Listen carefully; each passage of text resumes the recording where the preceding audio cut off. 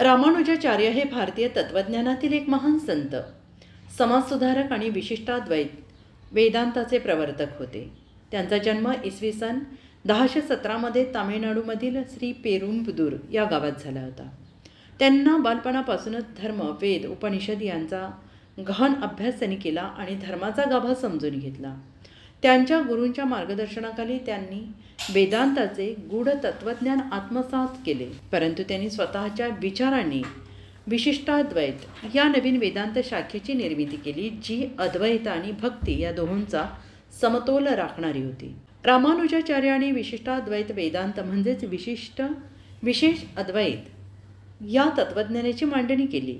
त्यांच्या मते आत्मा आणि परमात्मा वेगळे असूनही ते परस्परावलंबी आहेत.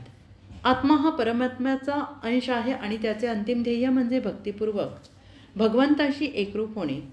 त्यांनी श्रीमन्नारायण विष्णू याची उपासना ही मुक्तीसाठी सर्वोच्च मार्ग मानला आणि त्याबरोबरच कर्म, ज्ञान, भक्ती या त्रिसूत्रीचा समन्वय साधला. रामानुजाचार्यांनी समाजात जाती व्यवस्थेवर आधारित असमानतेला विरोध केला. त्यांनी क्षुद्र, अस्पृश्य तसेच जातीतील लोकांनासुद्धा वेदाध्ययन, भगवत भक्तीचा अधिकार मिळवून दिला. त्यांच्या मते भगवंताची भक्ती सगळ्यांनाच समान अधिकाराने करता यावी हीच खरी धर्मनीती होती. त्यांनी मंदिरातील पूजा, धार्मिक विधींमध्ये सर्व जातींचा सहभाग सुनिश्चित केला, ज्यामुळे समाजात समतेचा विचार बळावला. त्यांचे जीवन संपूर्णतः भगवंताच्या सेवेसाठी समर्पित होते. त्यांनी श्रीरंगम, मेलकोट, कांचीपुरम यासारख्या अनेक ठिकाणी धार्मिक केंद्रे आणि मठांची स्थापना केली.